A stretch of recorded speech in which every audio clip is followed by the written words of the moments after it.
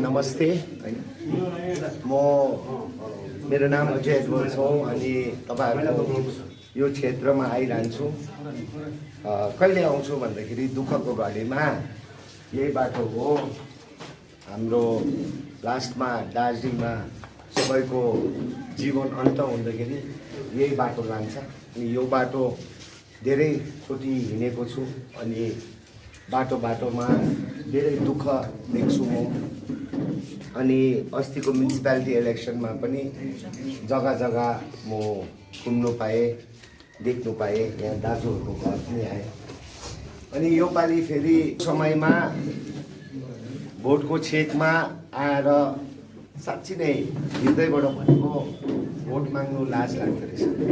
किनभने हामीले यहाँ के गरेकै छैनौँ, आजसम्म हामी सत्तामा कहिले पनि थिएनौँ। अनि म जिस्किँदै भनिरहन्छु, खुदालाई धन्यवाद पनि दिन्छु कि हामी एउटै जग्गामा सत्तामा छौँ, तोस रोटी दोकानमा। अनि हाम्रो सिम्बल पनि तोस रोटी नै भएछ योपालि होइन, ईश्वरले त्यो सिम्बल दिएछ। अनि त्यही जग्गामा एउटै जग्गामा हामी सत्तामा थियौँ।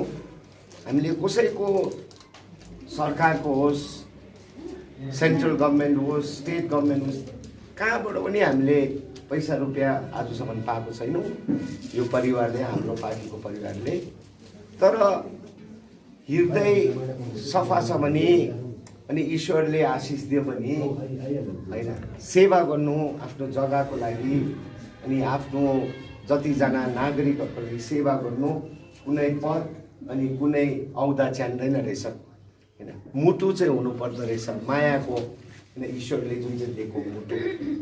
जिस्किन्छ धेरै मान्छेहरू, किनभने हामीले यो टिमले यो कति सालको अन्तरालमा के नभइकन सरकारको के सघाइ के छैन, तर पनि 220 एउटा त बाटो खनेको रहेछौँ र बहिनीहरू 220 होइन। बिमारीहरूको उपचार त कति हजार गरेको रहेछौँ।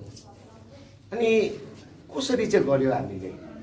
हाम्रोमा त त्यस्तो के छैन, एउटै दोकान छ, त्यसको नाफा यसो हेर्छौँ, त्यही हामीले सेवा गर्छौँ।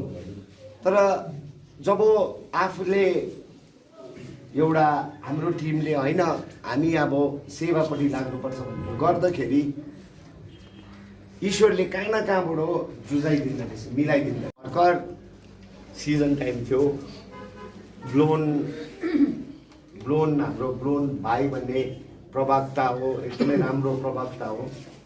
अनि उहाँ ग्लेनरिजबाट निक्लिँदै थियो रहेछ। अनि त्यो चौरस्ताको उद्देश्यमा ग्लेनरिजमा भिड, मान्छेको भिड होइन, टुरिस्टको भिड, भित्र पस्नै सकेको छैन मान्छेको भिड।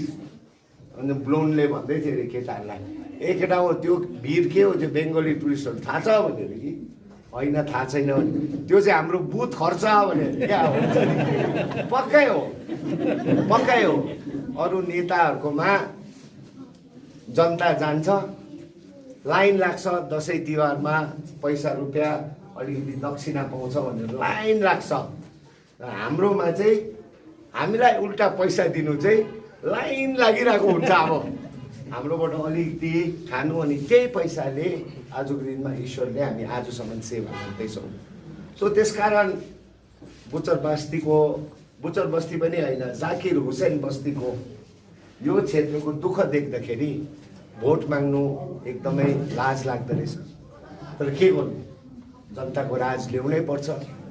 नेताको राज त 35 साल हामी पर्ख्यौँ, के हुन्छ कि के राम्रो पो हुन्छ कि, तर 35 सालमा के पनि देखेनौँ, के पनि देखेनौँ। 1-2 जना नेता र ठेकेदार मात्रै धनी भएको देख्यौँ, गरिब अझै नाजुक अवस्थामा पुग्यो। गोर्खाल्यान्डको आवाज बनाएर सबै बुचर बस्तीको निक्ल्यो, सबजना निक्ल्यो, गोर्खाल्यान्ड भन्दै। सम्झौता भयो, सम्झौतामा सरकारले, बङ्गाल सरकार, केन्द्र सरकारले जाति यो जग्गाको यो नागरिकहरूको अलिकति उत्थान हुन्छ भनेर हजार करोड पठायो। तर त्यो पैसा आउँदाखेरि चाहिँ हाम्रो नागरिकको चाहिँ, हाम्रो जनताको चाहिँ के मुद्दा नै के भएन। आजसम्म पानीको अभाव, बाटोको अभाव, सबै चिज लथालिङै छ। हामीलाई धेरैले भन्छ म्युनिसिपालिटीमा आयो के गरे, मैला त्यत्तिकै छ। कोसिस गर्दैछ हाम्रो नगर पार्षदहरू बिहानै 6 बजी आएर काम गर्दैछ। एक्टिङ होइन, 100 दिन एक्टिङ गर्नु सक्दैन। अस्ति मैले उहाँहरूलाई ग्यान्टक पठाएको थिएँ। ग्यान्टकमा 18वटा वार्ड छ, यहाँ 32वटा। ग्यान्टकमा 18वटा वार्ड छ, त्यहाँ पपुलेसन पनि सङ्ख्या कम्ती छ। अनि त्यहाँ वार्तालाप हुँदाखेरि त्यहाँको मेयर अनि हामी बहिनीहरू विकीहरू सबै गएको थियो। अनि त्यहाँ वार्तालाप हुँदाखेरि मैला उठाउने मात्रै 18वटा वार्डमा कतिवटा गाडी छ विकी? 30वटा गाडी छ ग्यान्टकमा। 30वटा गाडी, म्यान पावर पनि पुरै छ। हाम्रो 32वटा वार्डमा कतिवटा गाउँमा 9वटा गाडी छ। सो पक्कै यो 35 सालको लथालिङे अवस्था हामी आएर 3 महिनामा सबै ठामठिम बनाउनु सक्दैन। सानो चिज बनाउनु सक्छौँ, तर बनाउनु समय लाग्छ। तपाईँहरूले समय दिनुहोस्, किनभने हामी इमान्दारपूर्वक यो म्युनिसिपालिटी अनि भोलिको दिनमा जिटिए पनि। आजको दिनमा जनताको राज भनेको जनता नै राजा। फेसबुक पेजमा तपाईँहरूले यसो फलो गर्नुहोस्। ब्याङ्कमा 60 करोड रुपियाँ नगरपालिकाको छ पैसा। त्यो पैसा 18 जना हाम्रो काउन्सिलरको होइन, त्यो जनताको राजमा जनता मालिक हो। सो त्यसकारण जनतालाई हिसाब, हर हिसाब, हर एक महीना हिसाब, बैंक में कितना है, कितना खर्च हुआ, कितना इनकम हुआ टैक्स में, एवरी मंथ यो सार्वजनिक छ। किन हामी चोर्नु निक्लेको होइन नि त। चोर्नु इच्छा छ भने हिसाब किताब देखाउँदैन। चोर्नु छ भने राति डाकु जस्तो सेवा गर्नु छ भने उज्यालो बिहानीमा हामी काम गर्छौँ। अनि आउँदो जिटिएमा पनि फर्स्ट थिङ हामी त्यहाँ गएर चाहिँ हिसाब किताब स्पष्ट बनाउँछौँ। अब हेर्नुहोस्, म अरूलाई नराम्रो भन्नु चाहदिनँ, तर अलिकति म भन्नै पर्छ। यो इलेक्सनको समयमा मान्छेहरूले बुझ्नुपर्छ। म ज्यादा भन्दिनँ, एउटै मात्रै भन्छु।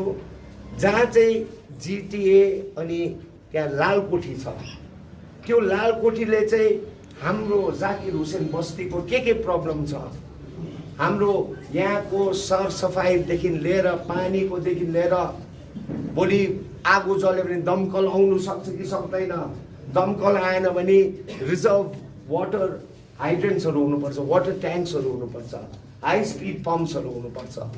अनि त्यो मात्रै होइन, हाम्रो शिक्षा, बिमार भयो भने हाम्रो स्वास्थ्य, यो सबै हेर्नुको निम्ति चाहिँ लालकोठी हो नि त।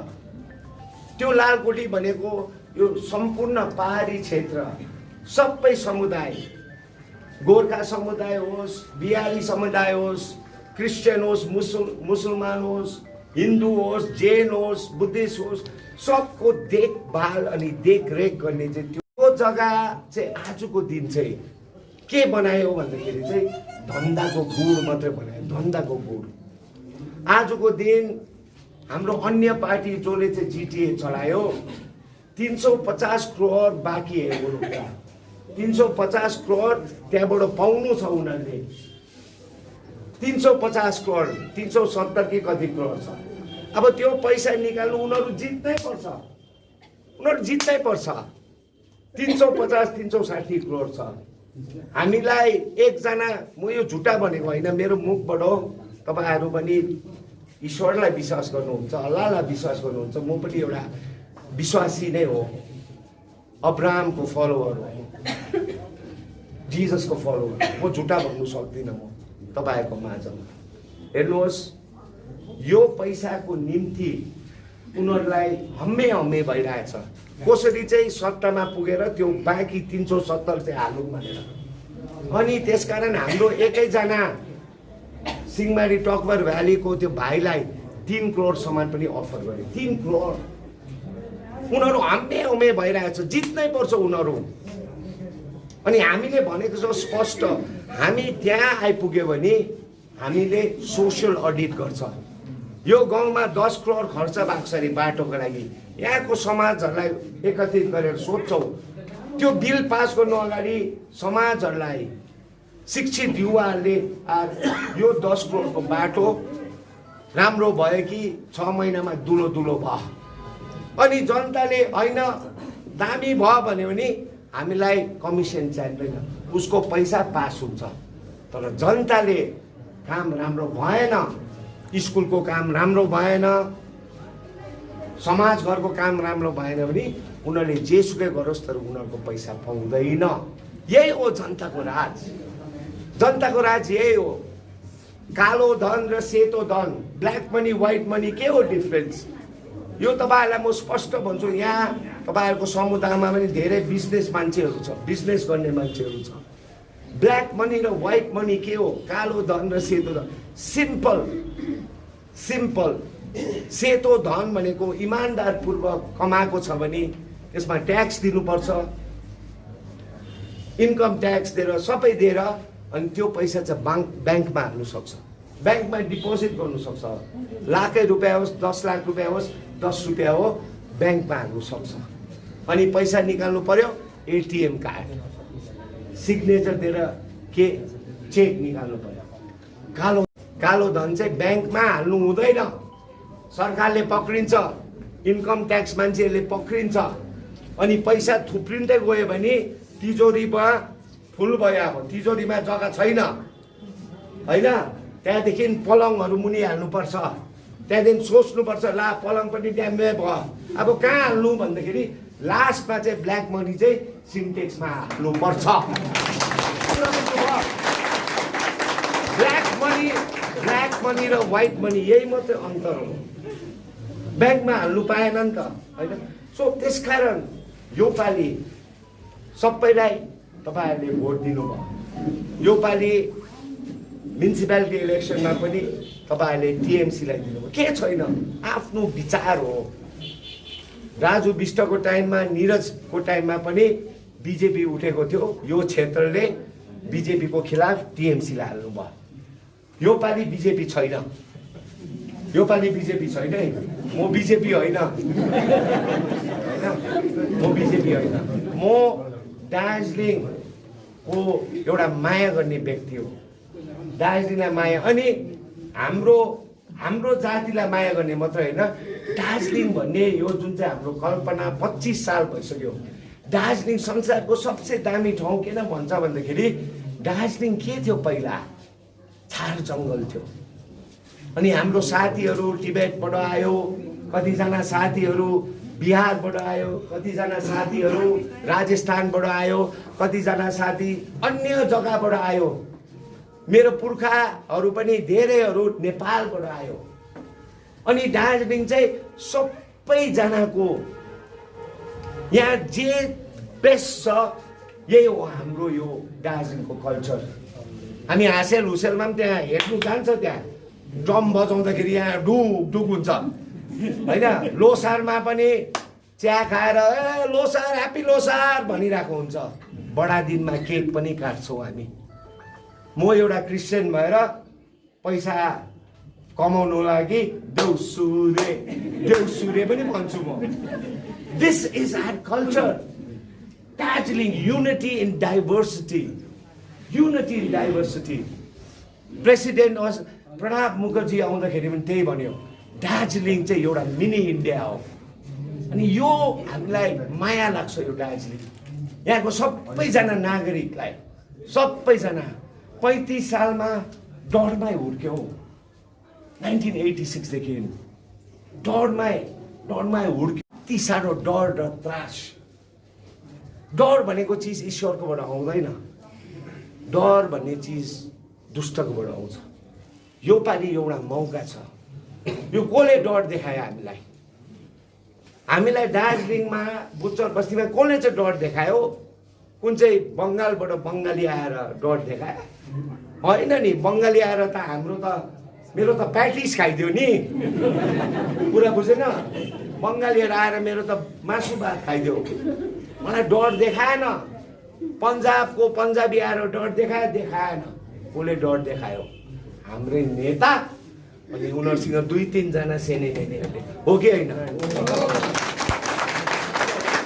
यो डरबाट अब चाहिँ मुक्त हुनुपर्छ। जब मुक्त हुन्छ त्यति बेला उज्यालो नयाँ बिहानी आउँछ। नो मो फियर बुचर बस्ती। 35 साल हामी दियो। अब एउटा जीवन डरबाट मुक्त भएर बस्नुपर्छ। यो पालि तपाईँहरूको वार्ड, तपाईँहरूको यो समष्टि 3 नम्बर समष्टिमा उम्मेदवारको चिन्नुहुन्छ? मै नै रहेछु हो, मै नै रहेछु होइन?